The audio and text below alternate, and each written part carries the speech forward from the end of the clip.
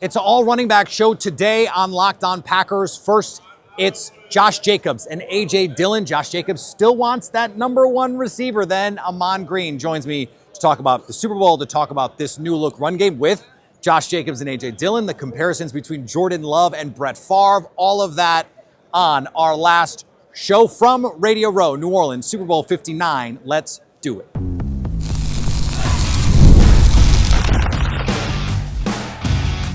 You are Locked On Packers, your daily Green Bay Packers podcast. Part of the Locked On Podcast Network, your team every day. Guys, I know that this season you probably would have preferred to not be doing this. You'd be preferred to be doing it from the Marriott down the street. We can start with Josh. Like, what do you think, as you look back on it, ultimately prevented you from getting to where you wanted to get to? I would say injuries. I would also say probably just penalties, mental MAs, mental errors and things like that. I mean MEs. So I would say that probably just figuring it all out as a team. And I feel like once we put it all together, then we'll be all right. Injuries. Speaking of injuries, I mean that was something that you had to deal with right away. I mean, I'm sure you come back to Green Bay. You've talked about how much you love being in Green Bay. You're the mayor of Door County already.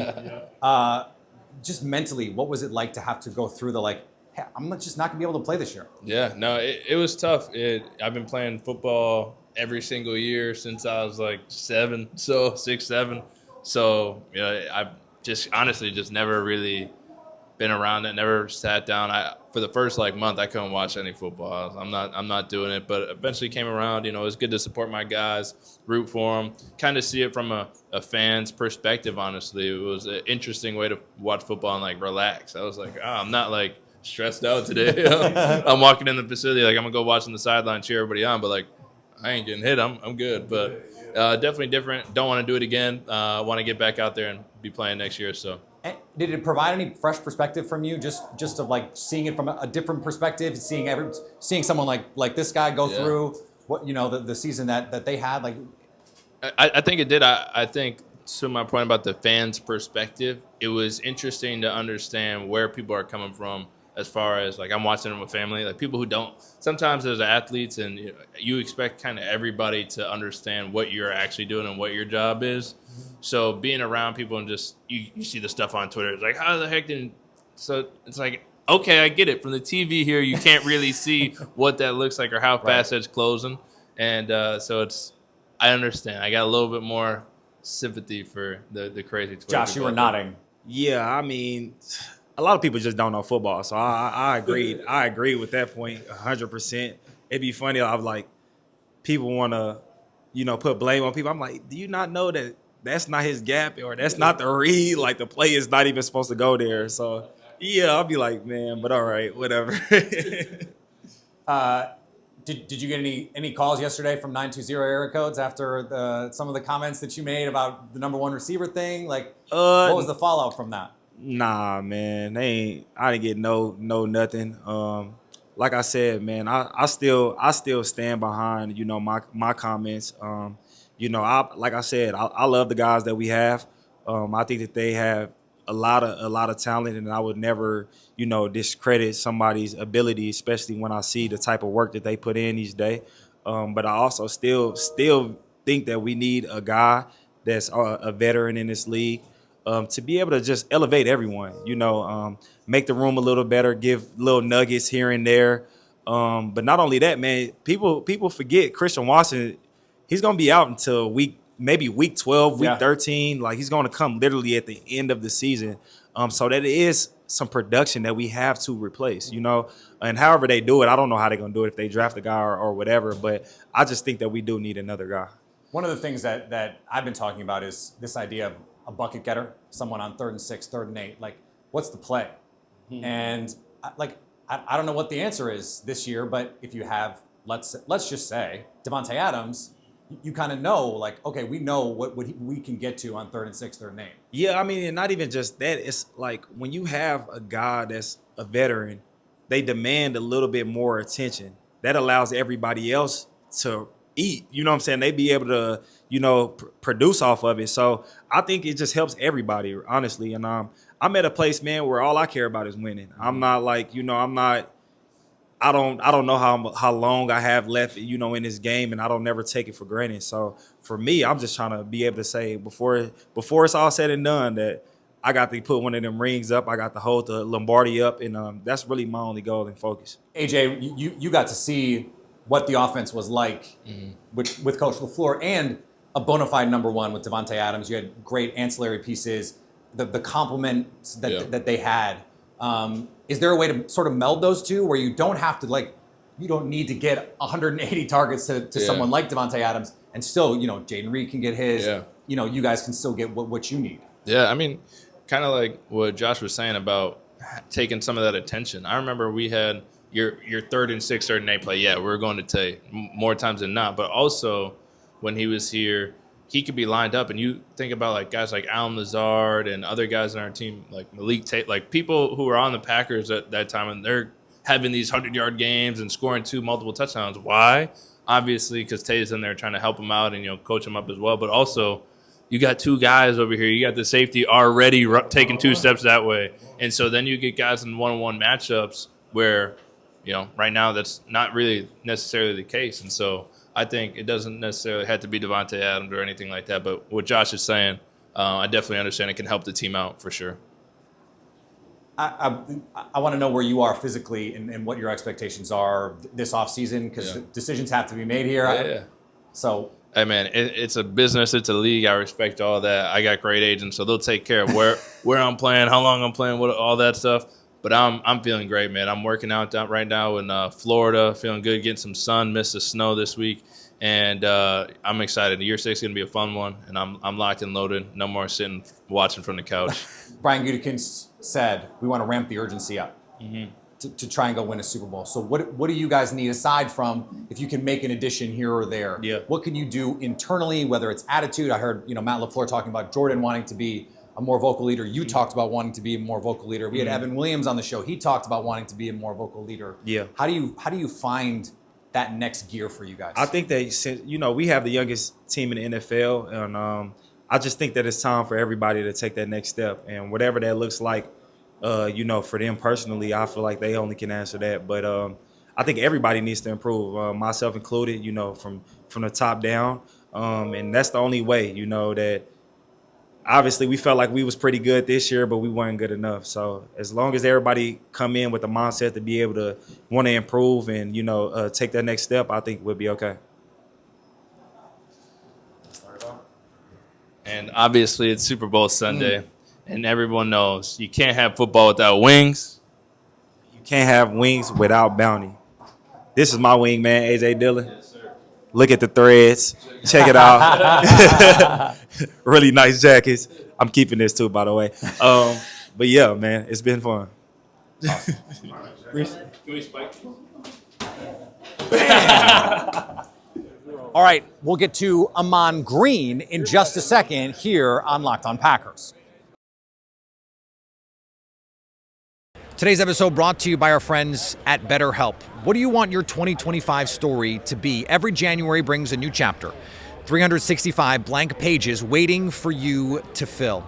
If there's a part of your life you want to rewrite or a plot twist you've been craving, why wait?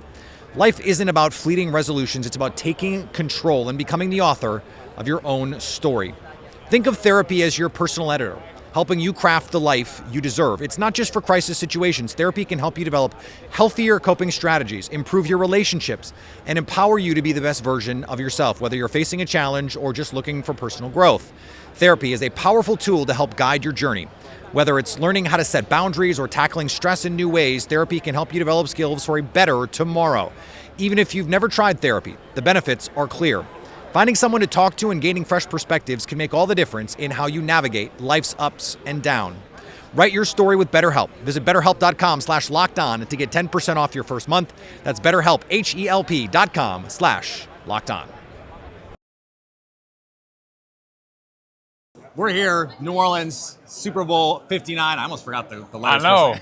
It's getting up there. Can we stop doing it Roman numerals? It'll be easier next year, just 60. 60. There you go. We're easy. I found Ahman Green, Yes. What's former up? Packers running back.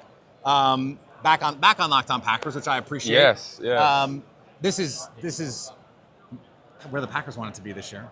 Fact, they were trying to reminisce those old memories from 30 years ago, Yeah. 31 years ago. Super Bowl 31. I remember it finally. I've seen the hats around a couple places. I've seen guys with the the old hats from then. Yeah. Oh, yeah, I know you're talking about. Yep, they had the New Orleans colors, the Mardi Gras colors. One of the last great Super Bowl hats, I think. It was. We haven't had a lot of good ones since.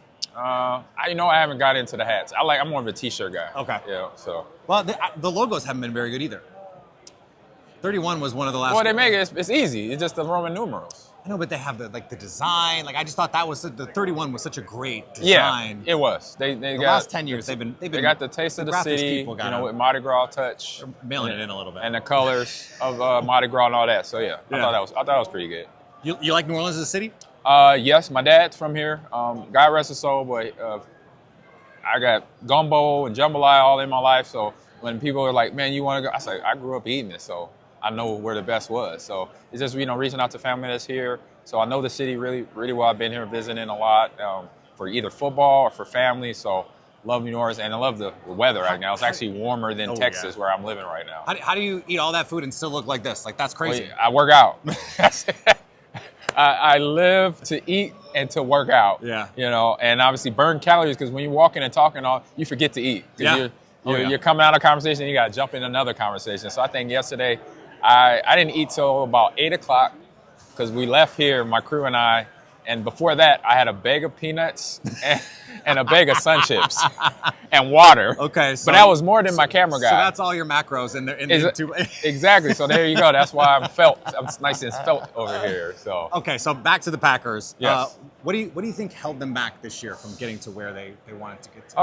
I say, looking at what they had first, Jordan Love coming out, having another great season, with the info, bringing in the fusion of Josh Jacobs, free agent, first year Pro Bowl, this fantastic blew it off. You had to have been happy to see a running back come in and impact the game like that. Super happy. Super happy for him, for Derrick Henry, to Saquon, who's here. Never heard of him. For those 4 guys that made it and made the transition and brought some relevance back to the running game, or to running backs. That part I love. But for the team, like you said in the question, seeing Watson go down, obviously unfortunate. But finding that, and Josh said it the other day, and actually kind of it's a running around here. I don't know if you heard, but he made a comment. And I think everybody. I think the comment was obviously being a competitor he is, because I've been in that spot where in my head, because I remember one off season I come back and Ted Thompson had let both our guards go, Marco and Mike Wall, at the same time. I remember. I know it's going, what are you doing? I know it's a business decision, but it's like, yeah, exactly. What just went on? So same thing with Josh now. What's going on? This is what I know we have. We have, the receiver core. They got Tucker Craft. They got Dontavian Wicks. They got Christian Watson, Romeo Doubs, and a few others I know I didn't mention, but also the run game with him and Marshawn Lloyd as well. So they have a nucleus on offense. They've got to find that either, like he said, number one receiver or that one extra defender from we had McKinney in the terms of the back end, set a record for interceptions or made the Pro Bowl. But just finding one or two players that have that it factor that puts them over the top. Then you have that team, environment where among the players they know they have the confidence, offense, defense, and even special teams to go out there and be dominant. Because we're one or two plays away from being, at least in the NFC Championship game. Yeah. And so now that's the goals for Packers moving forward in 2025. What's crazy is you lose those 3 receivers in the game, you lose Elton Jenkins in the game, and it's a 1-score game in the fourth quarter against the team that's here. Correct. So it's not like there's an ocean of gap between them. It's it's on the margins, those kinds of things. I have to imagine, like Malik Willis is out there. You'd rather see Jordan Love from a Packer fan perspective, but they're running single wing, spinner action, like all kinds of fun. Let's pull the guard, let's fake pull the guard. Like that had to feel like some throwback football for you, Nebraska and all that stuff. And what it does to a defense, though, just seeing it as a player and as a fan, it's like, oh wow, you're doing some fun stuff, because then you're letting the team know, you're sending a message. Fans may not know when an offense does something like that, that are really off the cuff plays. You think it's off the cuff, but no, it's planned. And then you're sending a message to a defensive coordinator, even the head coach, to the other team or teams watching that film, like, oh my God, we gotta get ready for that. So if they pull that, we gotta let our defensive guys know the eye training, like, okay, we see all that movement, but focus on the ball, where it's going, or how the blockers are coming out, so you can learn how to stop that play. Because if they don't study that, they could get hit with a big play, big run, or a big touchdown at the end of that play sequence. I asked Mark Ingram about this yesterday because we've seen this proliferation of too high defenses. Yeah. But when you were really, rolling, we saw Tampa 2, like that was a thing that we would see. Mm-hmm. And you had to run teams out of it. Is this just a cyclical thing in the league now, and teams are going, hey, if we get a Saquon Barkley, a Derrick Henry, we can try and run these teams out of too high? Yeah. I mean, it's something to where when you have a running back like that, he's where you're going to make you get 9 in the box, but he's also going to test the pass game as well, because he's a receiver at the backfield. From the screen plays and even the short routes that he may have to run, he's a running back. Josh Jacobs I saw some plays that I was like, I wish that was in when I was playing, because he had just snuck out the backfield, but it was a screen play that looked like a regular Texas route or flat route, but he turned it back inside, caught the ball, and he had Elgin Jenkins kick out the linebacker, and it was a screenplay, right? And I'm like, oh, I love that one. I wish I had that one, to have an old lineman guy. Just one. It wasn't 3 linemen. So they disguised it well with the line. And most you had guards that could have done that? Yes, and Mike Wall and Marco could get out there and run very well. Mark Tauscher as well. So to see that happen, I'm like, I love the innovation, and I love the play design. Because then, again, the funnest thing NFL offense has to do, they have to make the defense guess what you're doing. When you're doing that, you're making the defense guess at trying to stop you, then you're winning. You're scoring points, you're getting the ball down the field. Let me ask you about this week. We got Saquon here. Yes. But we're going to hear a lot about Jalen Hurts. Yep. We're going to hear a lot about Patrick Mahomes, Travis Kelce. To you, what is the key to a game like this? Key to a game like this is when you hear Pat, you hear what Saquon. Well, you already know what Pat's done this year. You already know what Saquon's done. So now I'm this defensive mindset, defensive coordinator, looking at that and thinking, say, all right, knowing Saquon, I can't come in and say, okay, I'm gonna just focus and stop him, because you do that, you'll focus and forget about Jalen Hurts, who's throwing the ball and running with his own legs. So you make an effort to contain Saquon, but I say if anything with NFL, at the end of the day, as a defensive coordinator and as a defense, you have to focus on the quarterback too. You can't forget about them, because 32 quarterbacks around the NFL, of course we have 32 in the NFL, we have 2 that's only end up here at the end of every year, but they're all good quarterbacks. So if they got a run game along with them, you got to pay some attention to that, because if not, you'll get scorched. But do enough where you're not being totally in zone coverage or blitzing all the time, because then they're going to catch you, with too many, I say not enough people in the right positions to cover a deep ball because of the blitzing, things of that nature. So with that, be cognizant of adjustments and make your adjustments as a DC on the run. So a guy like Spagnuolo being in this situation is probably the best guy you want on your coaching staff, because he knows how to make those last-minute adjustments. When you knew, okay, the game plan was this, but now we got to switch, because they've been doing this the last 2-3 drives. So now we got to make this adjustment, and the guys understand from that KC locker room on the defensive side, they've been with Spags now for over 5-6 years, so they understand the adjustments that he will put in. More with Ahman Green coming from Radio Row in New Orleans, Super Bowl 59. That's next. Super Bowl 59 is here. 1 game, 2 teams, endless possibilities, and there's no better way to make every play more exciting than with FanDuel Sportsbook.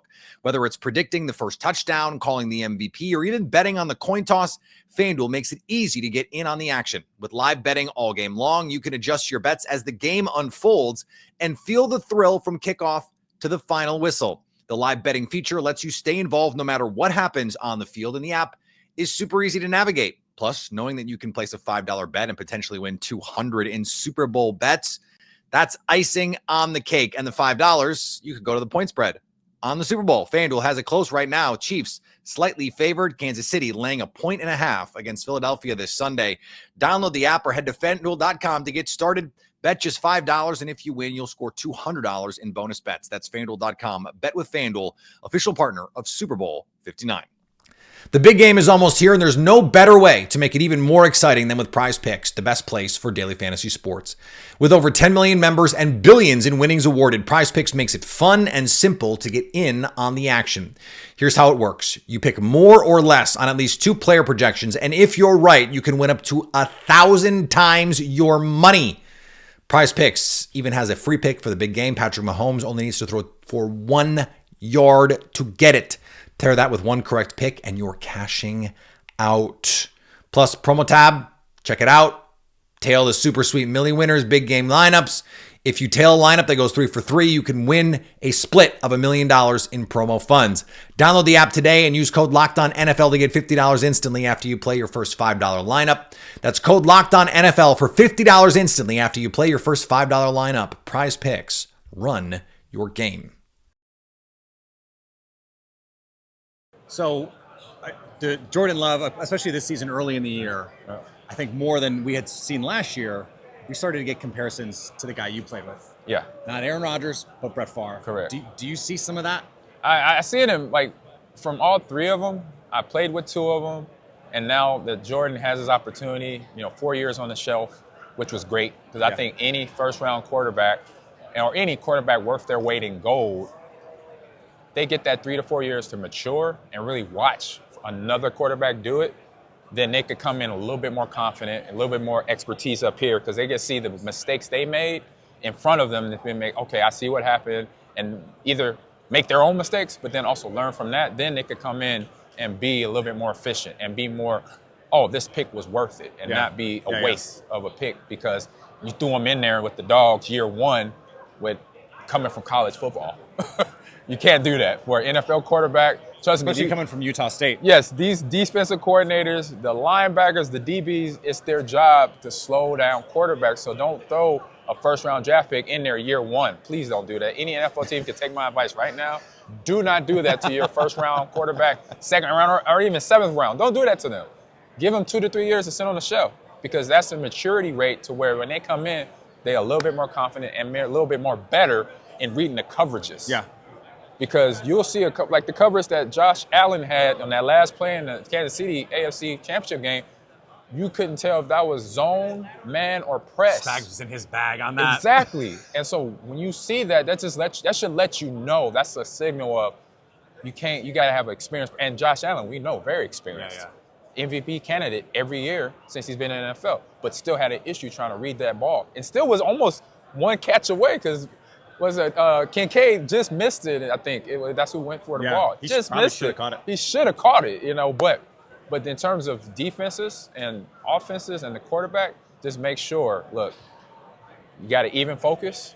And for the quarterback, for the quarterback side of it too, just play your game to make sure, keep mistakes to a minimum. Were there things that you saw with the coaches, whether it's quarterback coach, offensive coordinator, head coach, with Brett?